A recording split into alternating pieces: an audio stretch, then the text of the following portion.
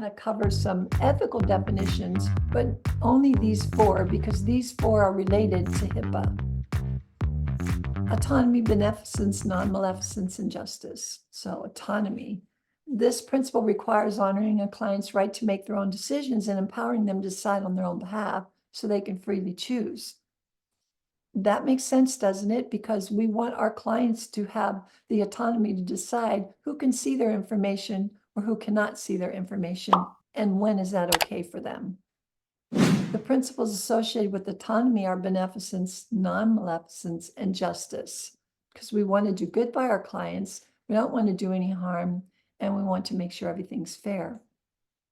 So let's look at beneficence. This principle supports the 5 moral rules of obligation. We want to protect and defend the rights of others. And we're doing that when we are protecting the confidentiality of their information. We want to prevent harm from occurring to others. We want to remove conditions that'll cause harm, help persons with disabilities, and rescue people in danger. So you can see how this fits in with complying with HIPAA. So maximize benefits and minimize harm. In non-maleficence, a provider must deliberately avoid actions that can lead to negative, immediate, or long-term effect by applying the 4 key principles, such as an action must not be intrinsically wrong.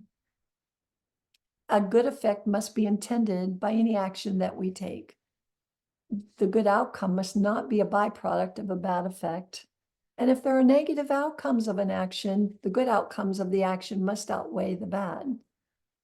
And then there's justice, always treating clients fairly and equally according to the individual need, the individual effort, the societal contribution, and according to individual merit. Like examples would be assessing for risks to clients, because we're assessing for what risks there might be, and we're explaining those to them during informed consent, and informed consent for treatment. If you're going to do that, if you're going to do any kind of research, or just informed consent for treatment. Ethical concerns when we're discussing HIPAA is privacy and confidentiality, security breaches, system implementation, and data inaccuracies. So let's look at this scenario. Misty's a new client and she's uncomfortable with your use of electronic health records. So what are the clinical implications of privacy and confidentiality?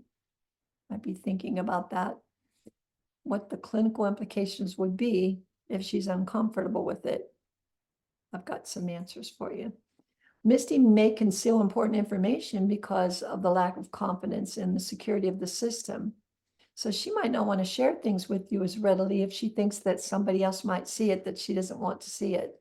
So her treatment could be compromised. You may not be able to provide the best treatment possible if you don't have all the information. And she may not want to share it because of that.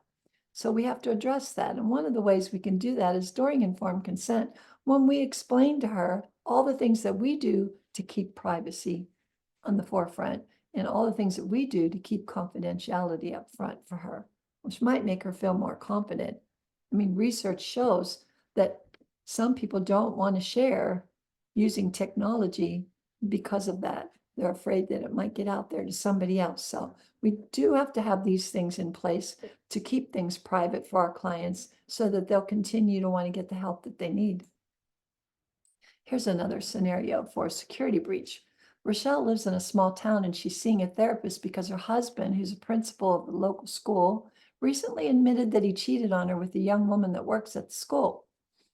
Rochelle's depressed, not sure if she wants to leave him or try to stay in the marriage. After 4 sessions, she's notified of a security breach due to a newly hired receptionist at the counseling office reading her file. So there's some clinical implications there, right? And there's some things that we have to look into, like do an assessment to determine what's the risk here. Is there a risk? What's the threat? So we're going to review some of these things as we go through this next couple hours.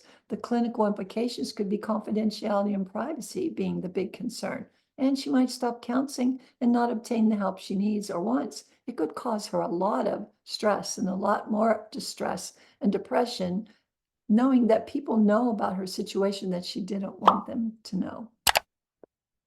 A 32-year-old, let's look at a scenario for system implementation.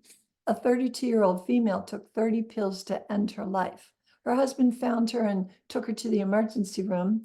The EHR system was down and the information was not placed in the system. 1 month later, she was back in the ER for another suicide attempt. The hospital had no record of the previous attempt. That happens. I had one person in a seminar once who shared with me that the system went down. She went home that weekend. She came back and she forgot to put the information in. And on Friday, a person such as this female came in and she had attempted suicide. That person came back in later and that information wasn't in the system. So if you know about suicide assessment, the lethality scale wasn't accurate. So she may not have gotten assessed properly and gotten the level of care that she needed because of the system implementation system being off. There wasn't a backup system. There wasn't a protocol in writing that if the system's down, you need to do this. So there needs to be policies and procedures to cover things like that and protect our clients. An inaccurate suicide assessment could be devastating error if she doesn't get the care she needs. There's also vulnerability to consider. In HIPAA, it states that a flaw or weakness in a system, security, procedure, design, implementation, or internal controls that could be exercised, accidentally triggered, or intentionally exploited and result in a security breach or a violation of a system security policy. That's what vulnerability means. And when we're doing our assessments, we're looking for the vulnerabilities. So the flaws or the weaknesses in our system or in the way that we do business, all vulnerabilities, any weaknesses that could result in a security breach. That's what we're doing when we're doing assessments.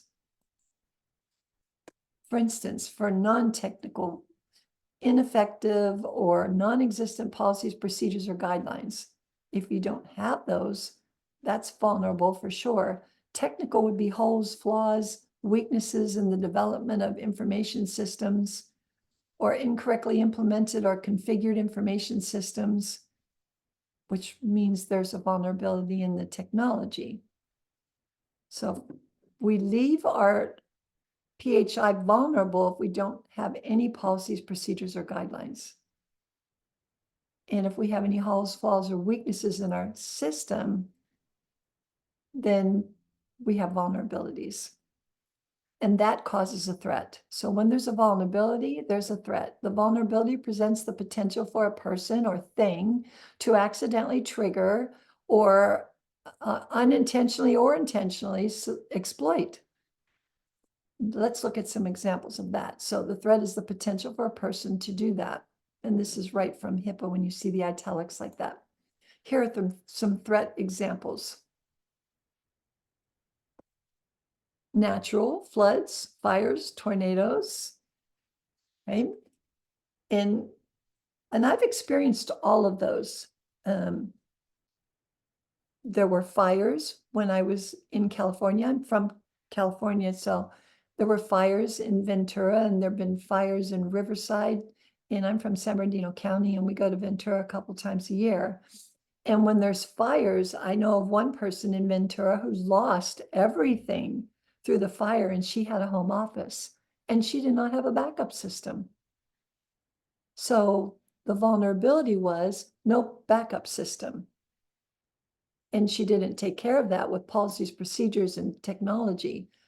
And then floods. When I lived in Illinois for 16 years, we had floods and tornadoes. We had the tornado that destroyed probably 25 homes in our neighborhood. And one woman told me that she lost 20 years of files in her basement. And I said, she said, what am I supposed to do? And I said, are you going to need those files for business? Yes. I said, you might want to talk to an attorney. She didn't have any backup system. So she lost that because of tornadoes. And then floods here in Florida, where I live now. I mean, we have hurricanes. We had 2 in the 10 years I've been here where I've literally had to evacuate and leave. And what did I take with me? My backup system and my computer. And didn't have time to take many clothes, but that was something that I knew I needed to take with me. But had I been on a vacation and that tornado hit and destroyed things, that would have been a problem. So my backup system needs to be somewhere else other than here, or it needs to be on a cloud so that I can get back to business as quickly as possible. And I've taken care of that vulnerability and that threat. So computer attacks, malicious software, environmental power failures, pollution that can destroy your technology. All of those things are examples of threats that come from things being vulnerable. So you have your vulnerability, and then that causes there to be a threat, and then there's the risk. So the risk is what we need to take care of. We need to take care of the vulnerability so there isn't the threat and the risks are minimized or deleted. The net mission impact, considering the probability that a particular threat will exercise, accidentally trigger, or intentionally exploit a particular vulnerability and the resulting impact if this should occur. So you can see how all three of those fit together. When there's a vulnerability and someone or something takes advantage of that, threatens the vulnerability, there's a risk to us, our clients, and the community. So some examples of risks would be unauthorized, malicious, or accidental disclosure, modification, or destruction of information, unintentional errors and omissions, like the woman that did not put the information in there about the person that came in that was suicidal, IT disruptions due to natural or man-made disasters, or failure to exercise due care and diligence in the implementation and operation of the IT system. So knowing the vulnerabilities and the threats they present, along with the level of risk possible, brings us to the responsibility of protecting the vulnerabilities. One way to do this is to develop a good informed consent and an emergency plan.